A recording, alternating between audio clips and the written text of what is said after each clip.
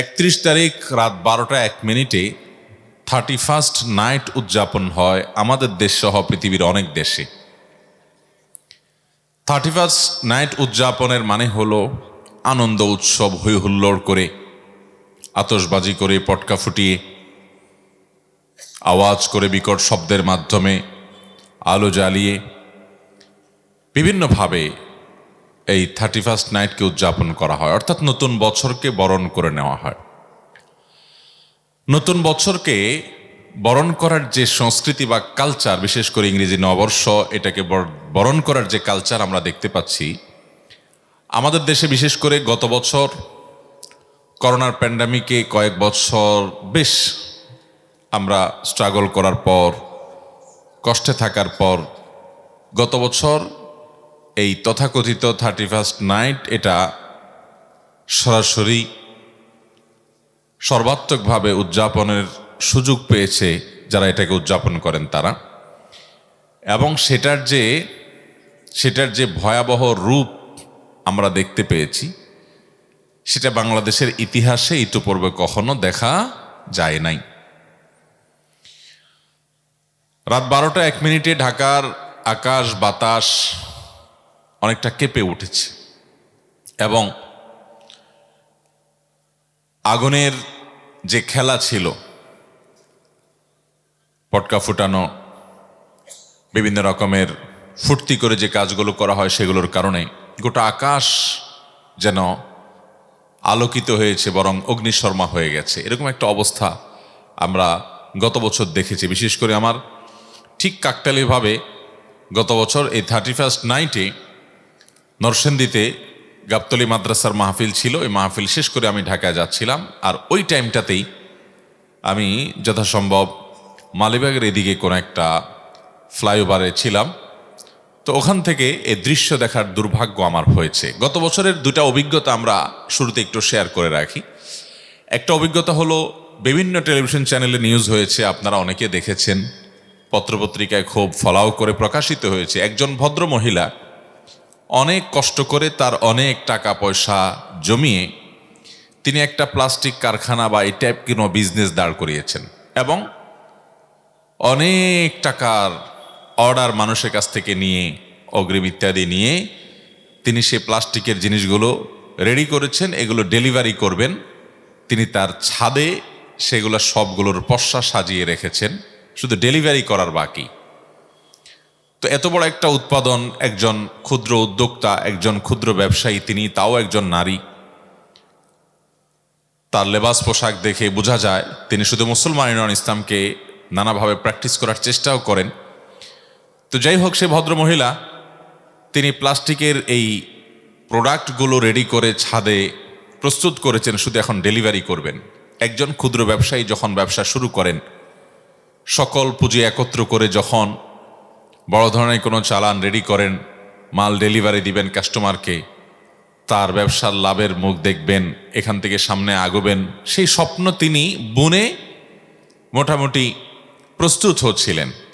ঠিক এই সময় তথাকথিত 31st নাইটের এই উৎসবের আগুন, লেলিহান শিখা, কোন এক যুবক কোনো বাড়ির ছাদ থেকে সেটি ছেড়েছে এবং সেটা এসে তার সেই প্লাস্টিকের প্রোডাক্টগুলোর উপরে পড়েছে এবং সেখানে প্লাস্টিকের জিনিস খুব স্বাভাবিক দ্রুত আগুন ছড়িয়ে পড়ে, সেখানে আগুন ধরে গেছে এবং জ্বলতে জ্বলতে তার সবগুলো মাল জ্বলে একেবারে মিশে গেছে, একাকার হয়ে গেছে ছাদের সাথে।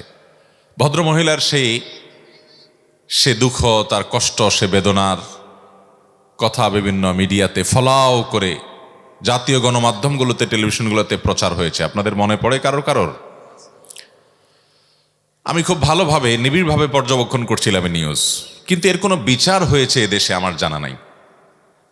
অথচ একজন উদ্যোক্তা, একজন স্বপ্নদ্রষ্টা, একজন ব্যবসায়ী, তাও একজন নারী, তার স্বপ্নকে এভাবে পুড়ে ছারখার করে দেয়া হলো যেই উন্মাদনার আগুন দিয়ে। সেই উন্মাদনার আগুন যেখান থেকে এসেছে তার বিচার হওয়া দরকার ছিল কি ছিল না? কিন্তু কোনো বিচার হয়েছে, দৃষ্টান্তমূলক শাস্তি হয়েছে, সেরকম কোনো কিছু কিন্তু আমরা জানতে পারি নাই। মোহতারাম হাজরিন, এই একটি চিত্র, এরকম আরো বহু চিত্র ঢাকায় হয়েছে, হয়তো একটা ফলাও করে প্রকাশ হয়েছে। আরেকটা যদি আমি ভুল না করি, কোন একটা শিশু, ছোট শিশু নবজাতক পটকার আওয়াজে, বাজির আওয়াজে সে অসুস্থ হয়ে পড়েছে এবং যথাসম্ভব মৃত্যুর কোলে ঢলে পড়েছে এবং কোর্টে পর্যন্ত বিষয়টা গড়িয়েছে। এই শিশুর হত্যার জন্য যে উন্মাদনা দায়ী, সেই উন্মাদনা হয়তো এবছরও এদেশের মাটিতে হবে। এরকম এক ভয়াবহ অনিশ্চয়তার সামনে নিয়ে আমরা অপেক্ষা করছি। মোহতারাম হাজরিন, ইসলাম তো বটেই, ইসলাম ছাড়াও একজন মানুষকে আল্লাহ তাআলা যে বিবেক দিয়েছেন, যে আকল দিয়েছেন, সে বিবেক থেকে সে চিন্তা করবে আমার কোনো উন্মাদনা, আমার কোনো উৎসব, আমার কোনো ফুর্তি, এটা কারোর বেদনা বা কষ্টের কারণ হওয়া, এটা কোনো ন্যূনতম কোনো মানুষ তো দূরের কথা, কোনো পশুরও উৎসব হতে পারে না। গত বছরের আরেকটা সংবাদ বিশেষভাবে উল্লেখযোগ্য, আমার ফেসবুক আইডিতে বা পেজে কোথাও আমি শেয়ারও করেছিলাম এবং লিঙ্কটা আমার কাছে এখন ইনবক্সে আছে। রাত 12:01 যখন এই ভয়ঙ্কর বিকট আওয়াজ এবং কোনো দিকে আগুনের লেলিহান শিখা এবং এই ফানুস যখন উড়ানো হচ্ছিল, বিশেষ করে যখন বিকট আওয়াজ হয়েছে এবং এই ভয়ঙ্কর দৃশ্য যখন চতুর্দিকে দেখা গেছে, তখন বেশ কিছু পাখি, এই ভিডিওটা কোনো এক ভাই ধারণ করেছেন, অনলাইনে তিনি ছেড়েছেন এবং ভিডিও সংশ্লিষ্ট ব্যক্তিবর্গের সাথে আমার কথাবার্তাও হয়েছে, আলাপও হয়েছে। পাখিগুলোর যে ভয়ঙ্কর আপনার দিকবিদিক ছুটে যাওয়া এবং তাদের যে অনেক কষ্ট হচ্ছে এবং পরিস্থিতি যে অত্যন্ত ভয়াবহ, মনে হচ্ছে একটা যুদ্ধ চলছে, বম্পিং চলছে, পাখিরাও সেখানে নিরাপদ না, সে দৃশ্য কিন্তু আমাদেরকে গত বছর দেখতে হয়েছে। আমি আবারও বলছি, বাংলাদেশে বিভিন্ন রকমের উন্মাদনা, বিভিন্ন রকমের উৎসবের নাম করে অনিসলামিক কর্মকাণ্ড, অযৌক্তিক কর্মকাণ্ড, অবাস্তব কর্মকাণ্ড এদেশে বিভিন্ন সময় হয়েছে। কিন্তু 31st নাইটের নামে যে উন্মাদনা গেল বছর আমরা দেখেছি, সেটা বাংলাদেশের ইতিহাসে বড় বিরল। কয়েক বছর করোনার যে প্যান্ডামিক ছিল, এই প্যান্ডামিকে আমরা প্রেসারে ছিলাম, বিপদে ছিলাম, মৃত্যুর ভয়াবহ ঝুঁকিতে ছিলাম, অনেকে আপনজনকে হারিয়েছি, ব্যবসা বাণিজ্য অর্থনীতি নানা দিক থেকে আমরা ক্ষতিগ্রস্ত হয়েছি, কঠিন এক হাহাকার ছিল। এই অবস্থা থেকে আল্লাহ তাআলা আমাদেরকে একটু মুক্তি দিয়েছেন, সাথে সাথে আমরা আল্লাহর নাফরমানের দিকে হাবুডুবু খেয়ে ঝাঁপিয়ে পড়েছি। মোহতারাম হাজরিন, এই যখন অবস্থা, তখন আবারও আমাদের সামনে ইংরেজি নববর্ষ এসে হাজির হয়েছে। ইংরেজি নববর্ষ যখন আসে, এদেশের আমাদের মুসলমানদের সন্তানরা, লাখো লাখো সন্তানরা, আমরা এটাকে উৎসবের সময় হিসাবে উদযাপন করি। প্রতি বছরই প্রশাসনের তরফ থেকে বিভিন্ন রকমের বিধিনিষেধ থাকে, পটকা ফুটানো যাবে না, এটা করা যাবে না, সেটা করা যাবে না, কিন্তু এই কাজগুলো থেমে থাকে না, হয়। আমরা অত্যন্ত বলিষ্ঠভাবে প্রশাসনের কাছে জোর দাবি জানাচ্ছি যে দেশের মানুষের সার্বিক নিরাপত্তা, একটা সুস্থ সভ্য সমাজের বাসিন্দা হিসাবে নিরিবিলি বসবাসের যে অধিকার আছে, সে অধিকার রক্ষা করতে কোনোভাবে 31st নাইটের নামে যে উন্মাদনা, যে মাতলামো, যে উৎসবের নামে পাগলামো হয়, যে সীমালঙ্ঘন হয়, সেটাকে কঠোর হস্তে দমনের উদ্যোগ গ্রহণ করতে হবে। এটা যদি না হয়, তাহলে বহু মানুষের বিপদের কারণ হবে এবং আমাদের সন্তানরা আমাদের কাছ থেকে ভালো কিছু শিখবে না। মোহতারাম হাজরিন, সবচেয়ে বড় কথা হলো, এদেশে এ ধরনের চিত্র প্রায় দেখা যায়। কদিন আগে আমরা বিশ্বকাপ ফুটবলের ফাইনাল খেলারকে কেন্দ্র করে যে উন্মাদনা হয়েছে সেটা দেখেছি এবং ফাইনাল খেলার আগে বিভিন্ন সেমিফাইনাল, কোয়ার্টার ফাইনাল ইত্যাদিতেও বিভিন্ন উন্মাদনা আমরা দেখেছি। গভীর রাতে খেলা দেখে নিজের পছন্দের দল জেতার পর রাস্তাঘাট বন্ধ করে উৎসব, নাচানাচি, লাফালাফি, আওয়াজ, বিকট শব্দ, বাজি, পটকা উড়ানো, ফানুস উড়ানো, তারপর আশেপাশে মানুষের ঘুম হারাম করে দেওয়ার মতো দৃশ্য আপনাদের এদিকে হয়েছে? ফাইনাল খেলার দিন আমি লক্ষ্মীপুর থেকে সম্ভবত মাহফিল শেষ করে আসছিলাম ঢাকার দিকে। বহু জায়গায় দেখলাম যে ঢাকা চট্টগ্রাম মহাসড়ক বন্ধ করে গাড়িগুলো সবগুলোর গতি থামিয়ে আমাদের কিছু যুবক ছেলেমেয়েরা নাচানাচি করছে, ফুর্তি করছে এবং বিকট আওয়াজ করছে, মিছিল বাহির করছে গভীর রাত জেগে।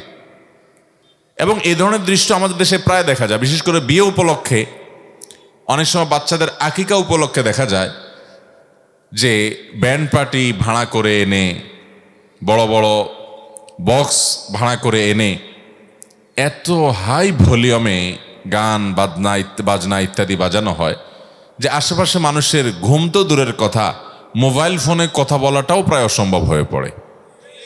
এই চিত্র আপনাদের এদিকে আছে? আচ্ছা, আমি একবার চিটাগাং রোডে যখন আমার বাসা ছিল, গভীর রাতে এরকম দেখলাম যে ভয়ঙ্কর আওয়াজ শোনা যাচ্ছে গানের। ঘুমেছিলাম, ঘুম ভেঙে গেল, আমি নেমে গেলাম এবং নেমে গিয়ে যেখানে আওয়াজ চলছে সেখানে গেলাম। তো শুনলাম যে কোন একটা বাচ্চার জন্মদিন, এটা পালিত হবে, তার আয়োজন চলছে, দিনের বেলা খাওয়া দাওয়া আয়োজন হবে, রাত থেকে তার উন্মাদনা শুরু হয়েছে, মা বাপ সেটা শুরু করেছেন, ভাই বোন বন্ধু বান্ধব অন্যরা এটা শুরু করেছেন। তো আমি গিয়ে বললাম যে আচ্ছা ভাই, এই যে উন্মাদনা আপনারা করছেন, আপনার মনে অনেক ফুর্তি, আপনি নাচেন, আপনি গান, আপনি ফুর্তি করেন দরজা বন্ধ করে, আপনার গাওয়া ফুর্তি করা যদি শরিয়ার বিধান লঙ্ঘন করে, সেটা আল্লাহ আপনার সর্বোত্তম প্রাপ্য, যেটা আপনার যথাযোগ্য প্রাপ্ত যেটা, সেটা আপনাকে আল্লাহ বুঝিয়ে দিবেন। কিন্তু আপনার এই আনন্দ উৎসব আমার ঘুম হারাম করে দিবে, এটা কোনো সভ্য মানুষের কাজ হতে পারে? আপনার মনে অনেক ফুর্তি থাকতে পারে, আমার দিলে অনেক বেদনা থাকতে পারে, আমার কোনো প্রিয়জন হারানোর কষ্ট আমার মধ্যে থাকতে পারে, আমি তো এই মুহূর্তে ফুর্তি করতে চাচ্ছি না, আপনার ফুর্তিটা আমাকে শুনতে জোর করে বাধ্য করছেন। এটা কোনো মানুষ তো পরের কথা, কোনো পশুও করে না।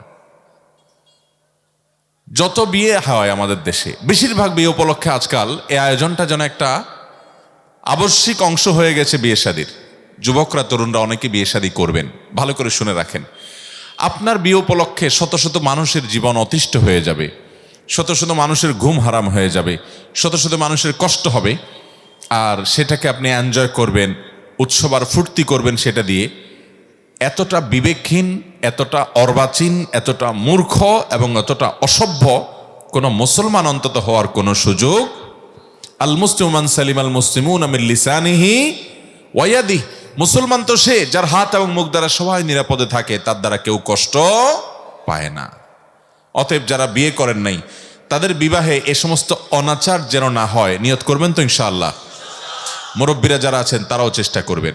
আমি 2001 বা 2 সন বা কিংবা 3 সালও হতে পারে, এরকম কোনো একটা সময় মণিপুরে, ঢাকার মিরপুরের মণিপুরের দিকে বসবাস করতাম। সেখানে এক মসজিদের মোতাওয়াল্লি সাহেবের নাতনির বিয়ে। খুব প্রভাবশালী মসজিদের মোতাওয়াল্লি সাহেব, নাম বললে অনেকে চিনবেন, ওই এলাকার নাম করা একটা মসজিদ। তো আমি দেখলাম যে এ উপলক্ষে ওই যে সেম কাহিনী, ধুমধাড়াক্কা গানের আওয়াজে, বিকট গানের আওয়াজে আশেপাশে মানুষের জীবন অতিষ্ঠ। তো আমি ওই মসজিদের ইমাম সাহেবকে ফোন দিলাম, আমার পরিচিত বন্ধু মানুষ, পাশের মসজিদের খতিব ছিলাম আমি বললাম, ভাই আপনার মসজিদের মোতাওয়াল্লি সাহেব, উনি তো নামাজ কালাম পড়েন, আমি জানি, দিনদার মানুষ, তো ওনার ফ্যামিলিতে এই অপরাধ হবে, এই অন্যায় হবে, এর বিরুদ্ধে আমাদের কথা বলতে হবে।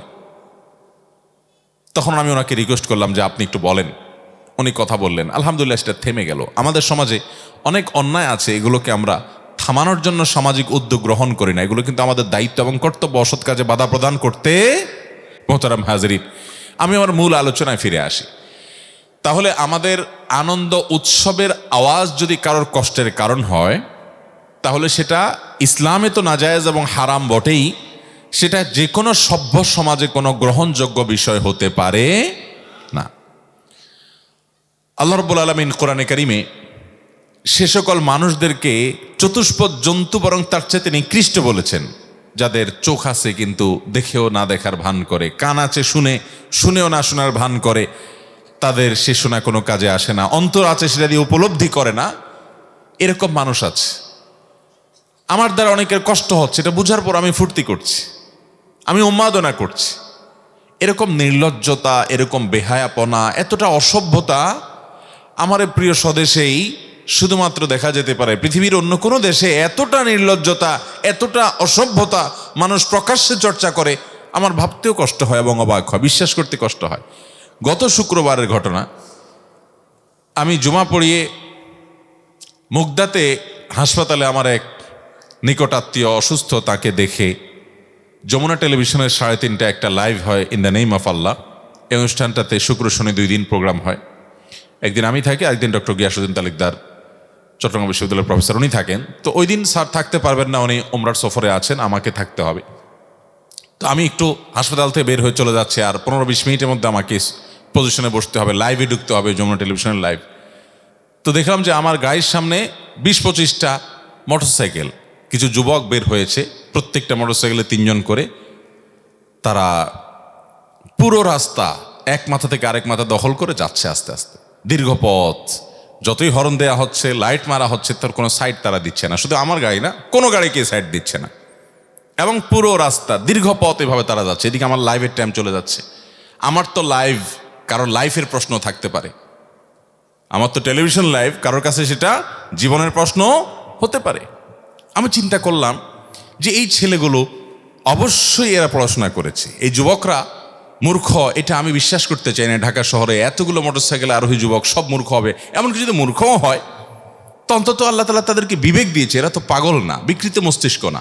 এদের পেছনে এতগুলো গাড়ি জটলা পড়ে গেছে, এতগুলো বাইক, এতগুলো মানুষ, অনেক জরুরি জরুরি কাজে মানুষ বের হয়, এমনি ব্যস্ত সড়ক, এমনি আপনার ঢাকা শহর আপনার জনবহুল একটি শহর, এমনিতেই অনেক জ্যাম ইত্যাদি পেরিয়ে যেতে হয়। তারপরে যদি এরকম দৃশ্যের মধ্যে পড়তে হয় এবং এরকম পরিস্থিতির মধ্যে পড়তে হয়, তাহলে তার চেয়ে কষ্টের কি কারণ হবে? দীর্ঘ পথ। আমি দেখলাম যে তারা খুব ঠান্ডা মাথা, জোরেও যাচ্ছে না, আস্তে আস্তে তারা যাচ্ছে। তারা নেতা, আর পেছনে সব ভৃত্য এবং গোলামরা যাচ্ছে। তারা মালিক এই সড়কের, এই দেশের, আর পেছনে সব দাস গোলামরা যাচ্ছে। দীর্ঘ পথ গেল। আমি মোবাইলে একটু ভিডিও করলাম, ভাবলাম যে এটা নিয়ে কিছু করা যায় কিনা, যেদের নাম্বারগুলো রাখা হয়েছে। গ্লাস নামিয়ে শুধুমাত্র একজন যুবককে একটু বোঝানোর চেষ্টা করলাম, কিন্তু না, মনে হলো না যে তিনি এটা গ্রহণ করার মতো কোনো মানসিকতা রাখছেন। এই রকম অসভ্যতা, বর্বরতা শুধুমাত্র ঢাকায় আমি একবার দেখেছি তা নয়, এরকম বর্বরতা আমাদের সমাজে প্রায় সময় হয় কি হয় না। এই যে 31st নাইট আসছে, আমাদের অনেক যুবক ভাই এই মাহফিলেও থাকতে পারেন, অনেক ভাই এখানেও থাকতে পারেন, যে এটাকে আপনি উৎসব হিসাবে গ্রহণ করবেন। উৎসব হিসাবে গ্রহণ করার আগে কয়েকটা কথা জেনে রাখেন। প্রথম কথা হলো, বছরের প্রথম দিন, এই দিনটাকে উৎসবের দিন হিসাবে গ্রহণ করা, এটা একটা ধর্মীয় দৃষ্টিভঙ্গি থেকেই করা হতো পৃথিবীর ইতিহাসে। হাজার হাজার বছর আগে প্যাগানরা, প্রকৃতি পূজারীরা, অগ্নি পূজকরা, তারা এই দিনটাকে উৎসব হিসাবে, উৎসবের দিন হিসাবে উদযাপন করত, বছরের প্রথম দিন। এবং এই উৎসবটা ইরানে হতো, এর নাম ফার্সি ভাষায় বলা হতো নাইরুজ। ফার্সিতে নাই মানে নয়া, রোজ মানে দিন, আমরা বলি না রোজ নেওয়া, দিন। নাইরোজ মানে হলো নতুন দিন, মানে বছরের প্রথম দিন। এটাকে অগ্নিপূজকরা, প্যাগানরা, প্রকৃতি পূজারীরা এই দিনটাকে, তারা যেহেতু সময়কে, সূর্যকে, এইগুলাকে, অগ্নিকে এরা পূজা করে, এই টাইপের যারা পূজারী যত আছে, তারা বছরের প্রথম দিনটাকে একরকম পূজনীয় দিন হিসাবে এই দিনটাকে নানান উৎসব, আনন্দ ইত্যাদির মাধ্যমে বরণ করে, এটাকে গ্রহণ করে, যাতে করে সারা বছর ভালো থাকতে পারে। ওই বিশ্বাস থেকে তারা প্রথম দিনে এই উৎসবটা করত। এটি শত শত হাজার হাজার বছর ধরে চলে আসছে।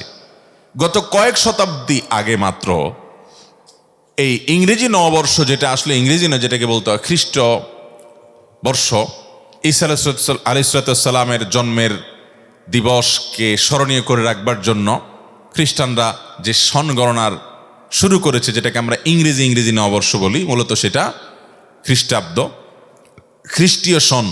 এই খ্রিস্টীয় সন, যেটা খ্রিস্টান মানুষের, খ্রিস্টানদের ধর্মীয় দৃষ্টিভঙ্গি থেকে এই সন গণনা শুরু হয়েছে, সেটা আপনার ঈসা আলাইহিসসালামের জন্মের তারিখ, তারা যেটা বলছে সেটা সঠিক বেঠিক, সেটা ঐতিহাসিক ডিবেটের বিষয়, আলোচনা বিষয়, সেটা আমার আলোচনা বিষয় না। বলতে চাচ্ছি যে ইংরেজি নববর্ষ যেটাকে আমরা বলছি, এটা মূলত ইংরেজি নববর্ষ না, এটা মূলত কোন নববর্ষ? এটা হলো খ্রিস্টাব্দ। এর সাথে খ্রিস্টানদের ধর্মীয় বিশ্বাস এর সাথে জড়িত, সেই জায়গা থেকে তারা এটা শুরু করেছে। যাই হোক, এই সনের প্রথম দিনটাকে অর্থাৎ বছরের প্রথম দিনটাকেও ওই অগ্নিপূজক এবং পেগানদের মতো করে উৎসব করে এইটাকে বরণ করার কালচার এই খ্রিস্টানদের মধ্যে চালু হলো।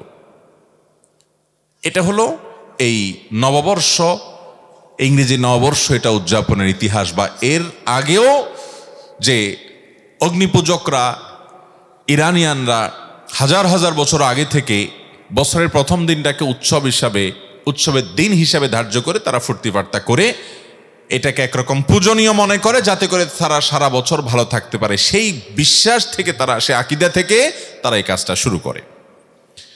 আফসোসের বিষয় হলো যে আমাদের মুসলমানরা, যাদেরকে আল্লাহ তাআলা কোনো দিক থেকে কোনো কম দেন নাই, আল-ইয়াওমা আকমালতু লাকুম দীনাকুম ওয়া আতমামতু আলাইকুম নি'মাতি ওয়া রাদিতু লাকুমুল ইসলাম দীনা, এই আয়াতের অধিকারী যে মুসলমানরা, আল্লাহ তাআলা যেখানে বলেছেন আজ তোমাদের জন্য তোমাদের দিনকে আমি পরিপূর্ণ করে দিয়েছি, তোমাদের উপরে ইসলামকে আমার নেয়ামতকে আমি পূর্ণাঙ্গ করেছি এবং ইসলামকে দিন হিসেবে মনোনীত করেছি, জীবন বিধান এর মধ্যে রয়েছে সবকিছু, সেখানে একজন মুসলমানের জন্য উৎসবের ব্যবস্থা আছে না নাই? কয়টা উৎসব আছে জীবনে? বছরে 2টা উৎসব রেখেছেন আল্লাহ তাআলা। আরো বিভিন্ন আনন্দের সময়, সুযোগ, উপলক্ষ, বিবাহ, আকিকা, বিভিন্ন বিষয়কে কেন্দ্র করে ইসলাম রেখেছে। মুসলমানের সন্তান সে অগ্নিপূজকদের, সে খ্রিস্টানদের পিছে পিছে গিয়ে তাদের মতো করে বছরের প্রথম দিনটাকে উৎসব করার জন্য চেষ্টা করে, এটাকে উৎসবের দিন হিসাবে বানিয়ে রাখে, ঠিক করে। সে জানেও না এর সাথে ধর্মবিশ্বাসের সম্পর্ক আছে, এর সাথে সময়ের পূজা এবং দিনের পূজা, প্রথম বছরকে পূজনীয় দিন হিসাবে গ্রহণ করার ইতিহাস আছে, এর সাথে শিরকের সম্পর্ক আছে। মুসলমানের সন্তান বেশিরভাগ জানেও না, ফুর্তি করা দরকার করে। মোহতারাম হাজরিন, এর মাধ্যমে অনেক যুবক ইমানে চেতনা হারা হচ্ছে, অনেকে ইমান হারা হচ্ছেন। একজন মুসলমান প্রতিটি কাজ করার আগে তিনি অত্যন্ত বিচক্ষণতার সাথে স্টাডি করবেন, অ্যানালাইসিস করবেন, গবেষণা করবেন যে আমার আদৌ এটা করা উচিত কি উচিত না। ইমানদারের প্রতিটা কাজ হয় নেকামলের পাল্লায় উঠবে আর না হলে বদামলের পাল্লায় উঠবে।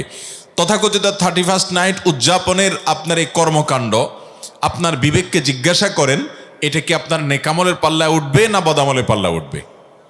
বদামলের পাল্লা যদি উঠে তাহলে একজন ইমানদার যুবক কখনো সেদিকে যেতে পারে। এটা হলো 31st নাইটের ইতিহাসের পাঠ। সেই সাথে এর সাথে একটা ধর্মবিশ্বাসের সম্পর্ক আছে। মুসলমানের সন্তান যে কোনো ধর্মবিশ্বাসকে নিজের গায়ে মাখাবে, শিরক করবে, একজন মুশরিক তিনিও সেটা করবেন, তার কাছে ভালো লাগবে, এটা কোনো মুসলমান দ্বারা কখনো কল্পনা করা যায় না। নবী করিম সাল্লাল্লাহু আলাইহি সাল্লাম বলেছেন, মান তাশাব্বাহা বিকওমিন ফাহুয়া মিনহুম, যে মুসলমান অন্য ধর্মের মুশরিক, কাফের, বেঈমানদের তাদের সাথে সাদৃশ্য গ্রহণ করে, তাদের মতো হয়, তাদের অনুরূপ হয়, তারা যা করে সে তা করে, তারা বছরের প্রথম দিনকে উৎসব করে উদযাপন করে, মুসলমানরা শুরু করেছে, যদি তাদের অনুরূপ কর্মকাণ্ড করে, তাদের সাদৃশ্য এটি অবলম্বন করে, তাহলে সেই মুসলমান তাদের অন্তর্ভুক্ত হয়ে যায়। এত ভয়ঙ্কর একটা বিষয় এখানে আছে। এবার আসেন নাম্বার 2, বছরের প্রথম দিন, নতুন দিন, এই জন্য আমরা ওইটাকে উৎসব করে ফুর্তি করে ওইটাকে উদযাপন করব, এই তো যুক্তি। আমার প্রশ্ন হলো, যার আগমনে আপনি খুশি হন, খুব ভালো করে শুনেন, যার আগমনে আপনি খুশি হন, তার বিদায়ে আপনার দুঃখ পাওয়ার কথা না? আমার কথা কি বুঝতে পেরেছেন? যাকে দেখলে আপনার খুশি লাগে, অনেক খুশি লাগে, তাকে না দেখলে আপনার কষ্ট লাগবে, এটাই তো যুক্তি নাকি? এই যুক্তির ব্যতিক্রম কোনো যুক্তি থাকার কথা না। যে লোকটা আসলে আপনার অনেক ভালো লাগে, আপনি আনন্দ ফুর্তি করেন, সে লোকটা যদি বিদায় নিয়ে চলে যায় তাহলে তো আপনার কষ্ট লাগার কথা, তাই না? নতুন বছরের নতুন দিন, এটার আগমন, বছর শুরু হয়েছে, নতুন বছর এসেছে, এটা যদি আপনার ফুর্তির কারণ হয়, খুশির কারণ হয়, উৎসবের কারণ হয়, আমার যুবক ভাই, প্লিজ আমাকে উত্তর দিতে হবে না, আপনার নিজের বিবেককে জিজ্ঞাসা করে নিজে নিজের উত্তর নেন যে 12টা 1 মিনিটে যে নতুন বছর, নতুন দিন শুরু হলো, এর 1 মিনিট আগেও তো একটা বছর শেষ হয়ে গেল। বছরটা শেষ হয়ে গেল না? একটা বছর বিদায় নিয়ে গেল না? তো বছরের আগমন যদি আপনার উৎসবের কারণ হয়, তো বছরের বিদায় তো আপনার বেদনার কারণ হওয়ার কথা ছিল। আপনি বছরের শুরুতে আনন্দ করছেন, ফুর্তি করছেন, ভালো কথা করেন, আমাকে আগে জবাব দেন, এই যে একটু আগে একটা বছর বিদায় হয়ে গেল, তার জন্য কি আপনি কেঁদেছেন? আপনার কষ্ট হয়েছে? আপনার বেদনা হয়েছে? হয় নাই। তার মানে এটা একটা অযৌক্তিক উদযাপন, একটা হাস্যকর উদযাপন। এই উদযাপনের পিছনে কোনো লজিক, কোনো যুক্তি থাকতে পারে? সকল নতুন আনন্দের উপলক্ষ হয় না ভাইয়েরা আমার। একজন ফাঁসির কাষ্ঠের ঝোলার জন্য অপেক্ষমান মৃত্যুদণ্ডপ্রাপ্ত আসামি, তার জন্য নতুন দিন আনন্দ বয়ে আনে না। একটা দিন চলে যায়, তিনি ফাঁসির কাষ্ঠের দিকে এগিয়ে যান। এই কথা ভাবতেই প্রতিটা দিন চলে গেলে মনে হচ্ছে আরে আমার আরেকটা দিন শেষ। বিশেষ করে তার যদি ক্ষণ গণনা শুরু হয়ে যায়, এই ক্ষণ গণনা শুরু হয়ে গেলে যে আমার একটা সময় শেষ, আরেক ঘন্টা আছে, আরেকটা ঘন্টা শেষ হয়ে যাচ্ছে, তার আরেক ঘন্টা আছে, নতুন সময় আসছে। এটা তার ফুর্তির কারণ হয় না, এটা তার বেদনার কারণ হয়। কারণ সে জানে আস্তে আস্তে সে ফাঁসির কাষ্ঠের দিকে চলে যাচ্ছে। আমরা ফাঁসির কাষ্ঠের জন্য, মৃত্যুদণ্ডের জন্য অপেক্ষমান আসামি নই, ঠিক আছে, কিন্তু আল্লাহ তাআলা বলেছেন কুল্লু নাফসিং যায়কাতুল মাউত, প্রতিটা প্রাণীকে মৃত্যুর স্বাদ আস্বাদন করতে হবে। নির্দিষ্ট একটা হায়াত নিয়ে এসেছি, সে হায়াতটা আস্তে আস্তে শেষ হচ্ছে, বরফের মতো গলে যাচ্ছে, আমরা আস্তে আস্তে এগিয়ে যাচ্ছি কোন দিকে? কবরের দিকে। এ ব্যাপারে কোনো সন্দেহ আছে? একটা দিন চলে গেছে মানে হলো আমার জন্য যতগুলো দিন বাজেট আছে সেখান থেকে একটা দিন শেষ। একটা মাস চলে গেল মানে আমার জীবনে যতগুলো মাস পাওয়ার কথা আমার হায়াতে আল্লাহ তাআলা তাকদীরে যা রেখেছেন সেখান থেকে একটা মাস শেষ হয়ে গেল। একটা বছর চলে যাওয়া মানে হলো আমার জীবন থেকে একটা বছর খসে পড়ে গেল। একটা সম্ভাবনা আমি হারিয়ে ফেললাম, যেই বছরের মিনিটকে, সেকেন্ডকে, সময়কে, দিনকে, রাতকে, সপ্তাহকে, মাসকে ব্যবহার করে আমার অনেক অ্যাচিভমেন্ট করার কথা ছিল, আমার অনেক অর্জন করার কথা ছিল, আমি অনেক দূর এগিয়ে যাওয়ার কথা ছিল, সেই সম্ভাবনা শেষ হয়ে গেল, হারিয়ে গেল সুযোগটা। ঈমানদার বরং একজন বিবেকবান মানুষ এই কথা চিন্তা করে একটা বছরের বিদায় কালে দাঁড়িয়ে, টার্নিং পয়েন্টে দাঁড়িয়ে সে আফসোস করবে, দীর্ঘশ্বাস ফেলবে এবং নতুন বছরটিতে আর যেন সে ভুলগুলো না হয়, তিনি যেন নিজেকে নতুন করে সাজাতে পারেন, নতুন করে উদ্ভাবন করতে পারেন, নতুন করে নিজেকে প্রতিষ্ঠিত করতে পারেন। তার জন্য তার প্রচেষ্টা, তার প্রতিজ্ঞা, তার প্ল্যান, তার পরিকল্পনা থাকবে যে গেলে বছরের অপূর্ণতাগুলোকে আমাকে এবার পরিপূর্ণ করতে হবে, যেগুলো ত্রুটি বিচ্যুতি হয়েছে তার জন্য আল্লাহর কাছে মাপ চাইতে হবে, নতুন করে যেন আর কোনো অপরাধ না হয় সেই চেষ্টা করতে হবে। এটা শুধু বছরের শুরুতে নয়, এটা দিনের শুরুতে, রাতের শুরুতে, সপ্তাহের শুরুতে, মাসের শুরুতে, বছরের শুরুতে, বিভিন্ন টার্নিং পয়েন্টে দাঁড়িয়ে দাঁড়িয়ে ঈমানদার সে হিসাব মিলাবেন, বিচক্ষণ মানুষ সে হিসাব মিলাবেন। নির্বোধের মতো, বেকুবের মতো, একজন উদ্ভ্রান্ত মানুষের মতো, উম্মাদের মতো নতুন বছরের প্রথম দিন আসলো আর উৎসবে, উল্লাসে, হই হুল্লোড়ে, আমার ফুর্তিতে আমি গা ভাসালাম, আমি পাগলামো করলাম, মাতলামো করলাম। এটা কোনো সুস্থ বিবেকবান মানুষের ন্যূনতম যুক্তি, নিজেকে যুক্তিবাদী বলে দাবি করেন বা যুক্তিকে, লজিককে অনুসরণ করেন বলে দাবি করেন, এরকম কোনো মানুষের কাজ হতে পারে? মোহতারাম হাজিরিন, অথচ সেই কাজটা আমাদের সমাজে অহরহ হচ্ছে কি হচ্ছে না বলেন? নাম্বার 3, ভাইরা আমার, আল্লাহ রাব্বুল আলামিন আমাদের প্রত্যেককে জীবনের প্রতিটা মুহূর্তের হিসাব গ্রহণ করবেন, ঠিক না ভাই? ঠিক, প্রতিটা মুহূর্তের। আপনি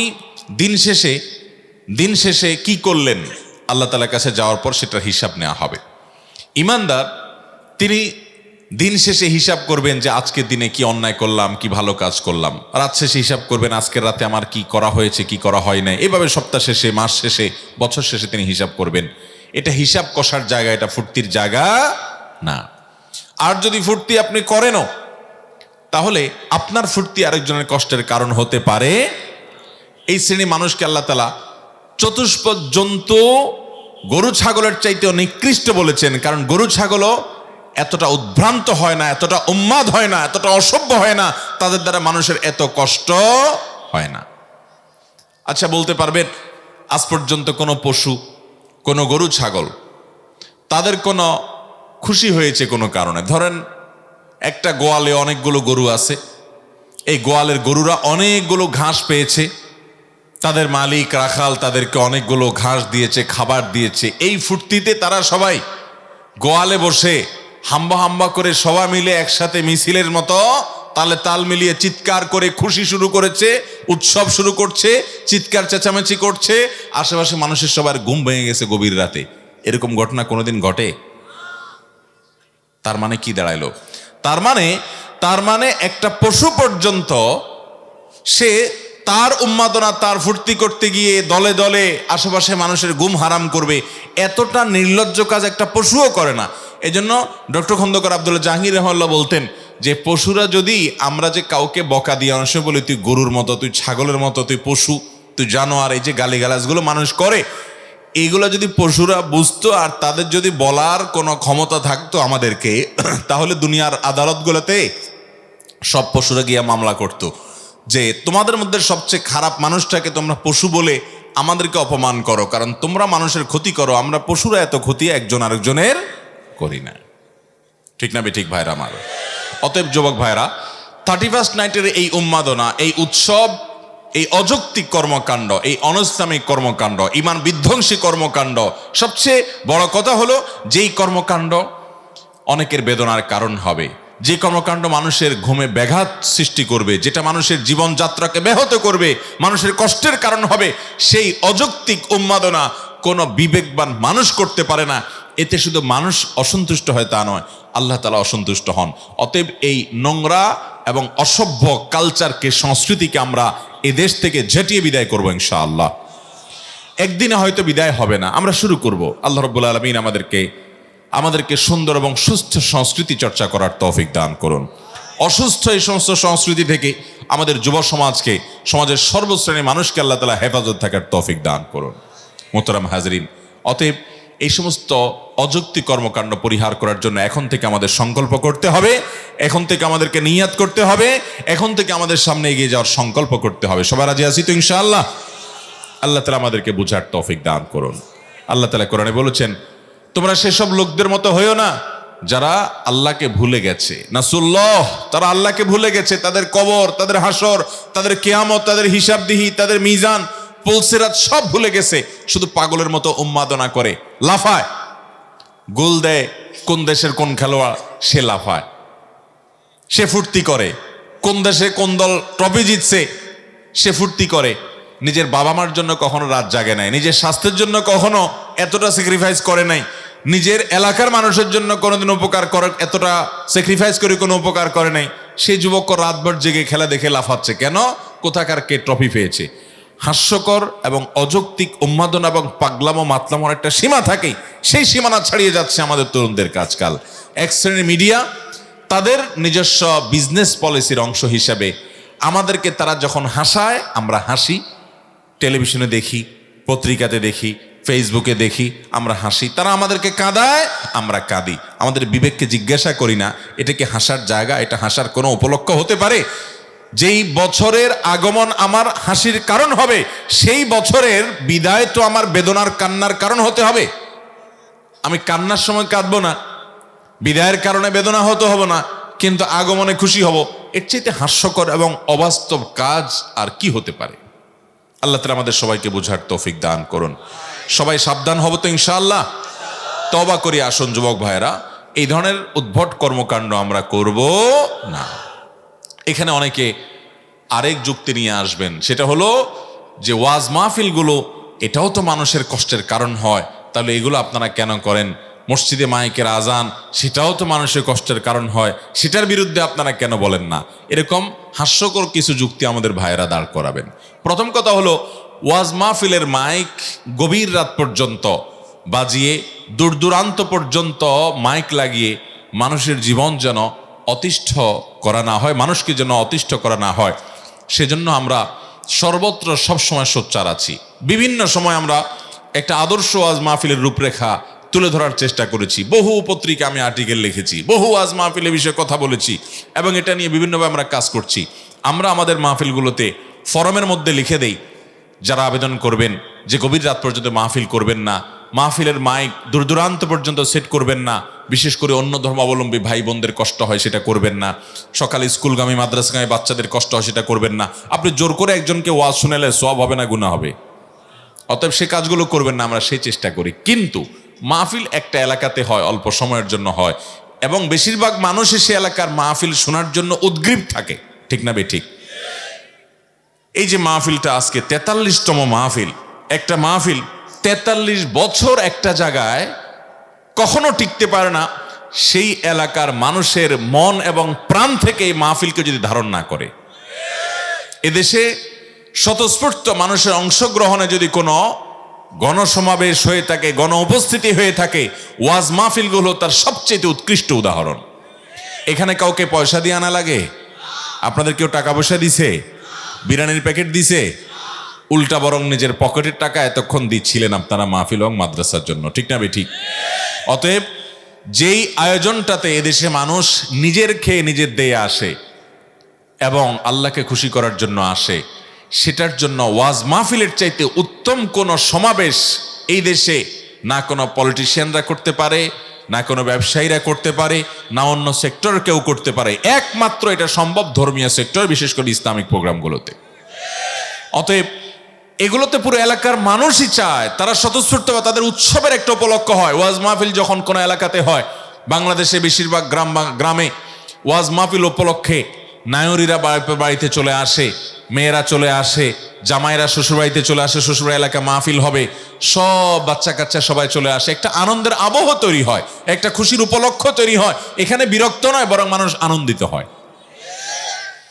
এর পাশাপাশি একই সাথে যাতে মানুষের অহেতুক কষ্টের কারণ না হয় সে ব্যাপারে ওলামা ইকরাম সাবধান করে থাকেন, আমরাও সাবধান করে থাকি। কিন্তু তাই বলে এটার সাথে ওই 31st নাইটের উন্মাদনার মাতলামো, যেটা যারা মাতলামি করে তারাই এনজয় করে, বাকিদের কষ্টের কারণ হয়, এবং গভীর রাতে একযোগে সারা দেশের সর্বত্র সেটাকে এটার সাথে তুলনা করা, এটা হাস্যকর তুলনা ছাড়া আর কিছু হতে পারে না। অতএব এই সমস্ত অসভ্যতা এবং বর্বরতা এটা হয়তো আমাদের কথার কারণে থেমে যাবে না, কিন্তু কাউকে না কাউকে তো বলতে হবে, শুরুটা তো করতে হবে। আমরা সবাই ইনশাআল্লাহ এই অপসংস্কৃতির বিরুদ্ধে দাঁড়াবো তো ইনশাআল্লাহ। 31st নাইট উদযাপন এটা কি আমাদের সংস্কৃতি? এটা কি বাঙালির সংস্কৃতি? বাংলাদেশের মানুষের সংস্কৃতি? মুসলমানদের সংস্কৃতি? এমনকি দেশের হিন্দুদের সংস্কৃতি?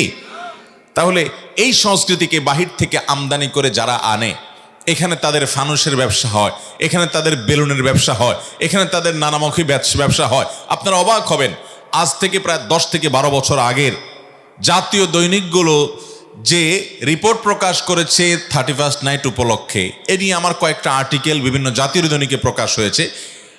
নতুন বছরের ক্যালেন্ডার উল্টানোর আগে একটু ভাবুন, এই জাতীয় কোনো একটা শিরোনামে লেখাটা আমি লিখেছিলাম, সেখানে একটা তথ্য আমি দিয়েছিলাম। আপনারা অনেকে অবাক হবেন, দ্রব্যমূল্যের ক্রসাঘাতে যেখানে অনেক মানুষের জীবন অতিষ্ঠ, অনেক মানুষের জীবন দুর্বিষহ এবং অনেক মানুষ দিশেহারা, নানা কারণে, প্যান্ডামিকের কারণে অনেক মানুষ ব্যবসা বাণিজ্য এগুলোতে লস খেয়ে প্রচণ্ড একটা বিপদে আছে, ইউক্রেন রাশিয়ার যুদ্ধের কারণে, দেশীয় নানা কারণে মানুষ অর্থনৈতিক প্রেসারে আছে, কষ্টে আছে।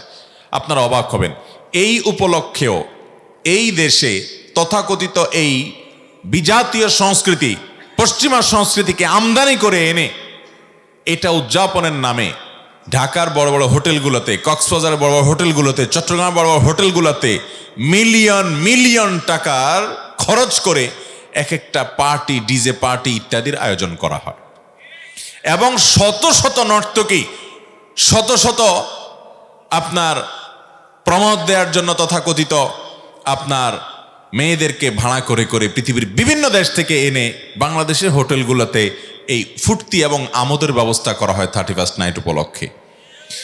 যেই সময়টাতে ভয়াবহ কনকনে শীতে শত শত হাজার হাজার মানুষ কাঁপছে, অনেক অভাবী মানুষ একটু শীতবস্ত্র এটার অভাবে তারা থরথর করে কাঁপছে। আমরা আমাদের আসুন্নাহ ফাউন্ডেশন থেকে গত সপ্তাহে দেশের প্রায় 10-12টা জেলাতে, উত্তরবঙ্গকে প্রায়োরিটি দিয়ে বিভিন্ন জেলাতে আমরা কয়েক হাজার শীতবস্ত্র বিতরণ করেছি। আমাদের টিম যখন যায়, সেখানকার বিভিন্ন চিত্র যখন তুলে ধরে, চোখের পানি ধরে রাখা কঠিন হয়ে যায়। আমরা নিজেরা আবেগ আপ্লুত হতে হয় যে মানুষ কত কষ্টে, এখনো অনেক গ্রামের মানুষ আছেন কত সহজ সরল মানুষ আছেন।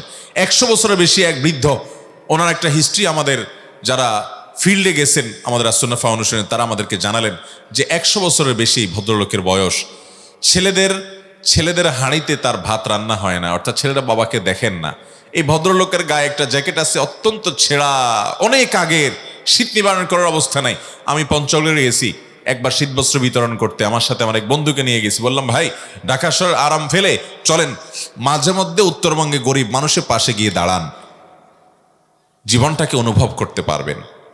আমি তো প্রায় সময় বলি যে আমাদের আদরের বাচ্চা কাচ্চাগুলোকে ঘুরতে আমরা কক্সবাজার নিয়ে যাই, নেন, অবশ্যই নেন, আমিও যাই, আরো অন্যান্য জায়গায় নিয়ে যান। মাঝে মধ্যে গরিব এলাকাগুলোতে যারা গরিবদের মাঝে এরকম মেশার সুযোগ পান না, বিশেষ করে উত্তরবঙ্গের বিভিন্ন জায়গায়, দক্ষিণবঙ্গের বিভিন্ন জায়গায় যাওয়ার সুযোগ পান না, শহরে জীবনে বসবাস করেন, সেখানে বাচ্চাদেরকে নিয়ে যান।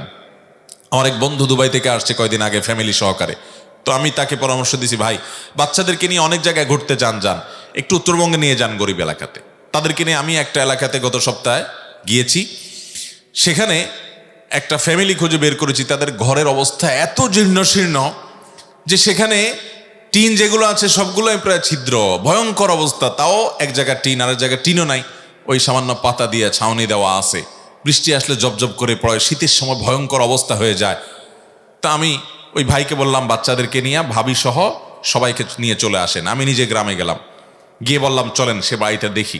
বাচ্চাদেরকে দেখালাম, বললাম বাবারা কত আরামে থাকো তোমরা দুবাইতে, দেখো তো কত অপচয় করো, কত টাকা নষ্ট করো। এই যে 31st নাইট উপলক্ষে কত যুবক কত টাকা নষ্ট করবে। কোন দেশের কোন খেলোয়াড় ফুটবল খেলছে তার জন্য মাইলকে মাইল পতাকা বানিয়ে আমার যুবকে দেশের টাকা নষ্ট করেছে। অথচ আমি ওই ভাইকে বললাম চলেন বাচ্চা কাচ্চা নিয়ে চলেন, উনি ওনার ছেলে মেয়েকে নিয়ে, উনি নিজে আগ্রহ প্রকাশ করলেন যে আমি যাব, একটু বাচ্চাদেরকে দেখাবো। আপনি আগে বহুবার বলেছেন, আমি উৎসাহ দেই সবসময় যে চলেন আমাদের বাচ্চাদেরকে নিয়ে আমরা ঘুরতে যাই, একটু গরিবদের কষ্ট দেখি। তখন দেখে তারা আবেগ আপ্লুত হয়ে গেলেন এবং সাথে সাথে বললেন ঠিক আছে, এই ঘরটা পুরা করতে যত টাকা লাগে আমরা দিয়ে দিচ্ছি। ইতিমধ্যে টাকা পাঠিয়ে কাজও শুরু হয়ে গেছে আলহামদুলিল্লাহ। তৎক্ষণিক আমি সেখানে টিন হাজির করে তাদেরকে ছাউনি দেওয়ার জন্য টিন ভালো দেখে উন্নত মানের এবং অন্যান্য যা যা লাগে সবকিছুর ব্যবস্থা করে তারপরে আসছি। টাকা ওই ভাই দিয়েছে, আমি শুধু মাধ্যম হয়েছি। যুবক ভাইরা, আসুন্নাহ ফাউন্ডেশনের মাধ্যমে আমরা সারা দেশে মানুষের মুখে হাসি ফোটাবার এক আন্দোলন করে যাচ্ছি। আমাদের এই আন্দোলনে আপনারা সামিল হন, এসব পাগলামি ছেড়ে দেন, এসব মাতলামি ছেড়ে দেন। নিজে ফুর্তি করার, উন্মাদনা করার, উৎসব করার একটা স্বাদ আছে, কিন্তু মানুষের জন্য কিছু করার একটা ভিন্ন স্বাদ আছে। সেটা করার পরে যে ভালো লাগা কাজ করবে, আল্লাহর শপথ করে বলছি আপনি ভোগ করে অত স্বাদ পাবেন না। ভোগের স্বাদ তো বহু দেখছেন, বন্ধু বান্ধব নিয়ে ফুর্তি ফার্তা করে হাজার হাজার টাকা উড়াইছেন, বহু তো করছেন। একটাবার ওই বাজেটের পুরা টাকা না, অর্ধেক টাকা বের করে আসেন, একটু গরিবের মুখে হাসি ফুটাই। এই যে আপনি পতাকা বানাইছেন কোথাকার কোন দেশের, সেই দেশের পতাকার জন্য যে টাকাটা ব্যয় করেছেন, ওই টাকাটা দিয়ে যদি কয়েকটা শীতের কাপড়, কয়েকটা সোয়েটার জ্যাকেট কিনে, কিছু মোজা কিনে, গরিব ফ্যামিলির বাচ্চারা কোন শীতের মধ্যে হাঁটে। আমি অনেক বাচ্চাদেরকে গ্রামের সময় মাহফিলের সময় যে দেখি যে পায়ের মধ্যে কোন শীত ফেলে। একজন আলিম দেখলাম যে এত শীত, আমি কষ্ট পাচ্ছি, আমি বুঝতে পারছি ওনার কষ্ট হচ্ছে। তা আমার পকেটে মোজা ভুলে বাসা থেকে 2 জোড়া নিয়ে আসছিলাম, 1 জোড়া দিয়ে বললাম যে আপনি এটা পায়ে দেন। উনি নিতে চাচ্ছেন, বললাম আপনি পায়ে দেন, নাহলে আমি কষ্ট পাবো। তো আমি ওনাকে পড়ালাম। যুবক ভাইয়েরা, আপনারা আপনাদের এলাকাতে বহু গরিব মানুষ আছে না নাই? বহু কষ্টে থাকা মানুষ আছে না নাই? আসুন না আমরা সে সমস্ত মানুষগুলোর মুখে হাসি ফোটানোর চেষ্টা করা যাবে না ইনশাআল্লাহ? আল্লাহ তাআলা এর সবচেয়ে বেশি খুশি হবেন। নবী করিম সাল্লাল্লাহু আলাইহি ওয়াসাল্লাম বলেছেন, আল্লাহর কাছে সবচেয়ে প্রিয় মানুষ তারা যারা মানুষের সবচেয়ে বেশি উপকার করে। আমরা মুসলমান সেই জাতি, আমরা মানুষের কল্যাণে কাজ করব। আজ আমরা শুধু ইয়ানফসি নিজেদের ফুর্তি ছাড়ার কিছু বুঝি না, আমরা স্বার্থপর হয়ে গেছি। আল্লাহ তাআলা আমাদেরকে পরোপকারী হওয়ার তৌফিক দান করুন। সবাই চেষ্টা করবো তো ইনশাআল্লাহ। তো আমি যেটা বলছিলাম যে উত্তরবঙ্গে একসময় বাচ্চাদেরকে নিয়ে যান, দক্ষিণবঙ্গে নিয়ে যান, বিভিন্ন গ্রামে নিয়ে যান, গভীর গ্রামে নিয়ে যান, বাচ্চাদেরকে দেখান যে মানুষের বাচ্চারা কি কষ্ট করে। দেখো তোমার মতো রক্ত মাংস ওর শরীরেও আছে, ও মানুষের সন্তান, তুমিও মানুষের সন্তান। আল্লাহ ভালো হারে রেখেছে। তোমার ঈদের বাজেট যদি আমি তোমার জন্য 1000 টাকা রাখি, ওই 1000 টাকায় একটা পাঞ্জাবি না কিনে তুমি 2টা কিনো বাবা। একটা তুমি নিজে পড়ো, আর একটা তোমারই কোনো বন্ধু, তোমার স্কুলে পড়া কোনো সহপাঠীকে তুমি দাও, তার বাসায় গিয়ে দিয়ে আসো। বাচ্চাদেরকে আমাদের মনুষ্যত্ব শেখাতে হবে। আমি সর্বত্র বলার চেষ্টা করি, আমাদের তরুণ প্রজন্মকে ধ্বংসের দ্বারপ্রান্তে নিয়ে যাওয়া হচ্ছে। মিডিয়াগুলো তাদের বিজনেস থেকে, কর্পোরেট হাউসগুলো তাদের বিজনেসের চিন্তা থেকে এই সমস্ত উন্মাদনার পেছনে প্যাট্রোনাইজ করে, এগুলোকে বিভিন্নভাবে তারা প্রমোট করে, এগুলাকে মিডিয়াতে প্রচার করে। আমরা ফুর্তি করি। ইংরেজি নববর্ষ নিয়ে যদি ফুর্তি করতে হয়, সেটা খ্রিস্টীয় নববর্ষ যদি ফুর্তি করতে হয় পশ্চিমারা করবে, এর সাথে এদেশের মানুষের কোনো সম্পর্ক থাকতে পারে? আজ পর্যন্ত কোনো আলেম আপনাদেরকে বলছে যে হিজরি নববর্ষ উপলক্ষে আপনারা ফুর্তি করেন? বলছে আপনাদেরকে? তাহলে কোথাকার কোন দেশের এই অপসংস্কৃতি আমার দেশে আমদানি করে আমার দেশের সার্বিক ক্ষতি করা হবে, আমাদের তরুণদেরকে ধ্বংস করা হবে, উন্মাদনায় নেওয়া হবে, অযৌক্তিক আনন্দে এবং উৎসবে মাতলামিতে ভাসানো হবে, সেটা কখনো গ্রহণযোগ্য হতে পারে? আল্লাহ রাব্বুল আলামিন আমাদেরকে এই অহেতুক কর্মকাণ্ড, অযৌক্তিক কর্মকাণ্ড এবং অপরাধমূলক কর্মকাণ্ড থেকে বেঁচে থাকার তৌফিক দান করুন। সবাই চেষ্টা করবো তো ইনশাআল্লাহ। আসুন এলাকায় এলাকায়, জনে জনে আমরা গণসচেতনতা গড়ে তুলি, মানুষকে সতর্ক করি। আল্লাহ রাব্বুল আলামিন আমাদের সবাইকে সে তৌফিক দান করুন। এই উপলক্ষে হোটেলগুলোতে কোটি কোটি টাকার, মিলিয়ন মিলিয়ন টাকার বিজনেস চলছে। এক রাতের ফুর্তির জন্য বড়লোকের ছেলেরা সেখানে ফুর্তি করার জন্য চলে যাচ্ছে। বাহিরের নর্তকী এনে, বিভিন্ন রকমের বাজে মহিলাদেরকে এনে তাদেরকে দিয়ে এখানে জেনার আসর বসানো, জেনার আয়োজন করা হচ্ছে, গুনাহের আসর বসানো হচ্ছে। এদেশের টাকা তারা নিয়ে যাচ্ছে, মানুষ কষ্টে আছে। কোনো সভ্য সমাজে এই সমস্ত বিষয় গ্রহণযোগ্য হতে পারে না। এটা রীতিমতো এদেশের গরিব মানুষের সাথে তামাশার সামিল, তামাশা। অতএব এই তামাশার বিরুদ্ধে আমাদেরকে কথা বলতে হবে, কি হবে না ইনশাআল্লাহ। সবাই যার যার যাতে কথা বলবো। আল্লাহ তাআলা আমাদেরকে তৌফিক দান করুন।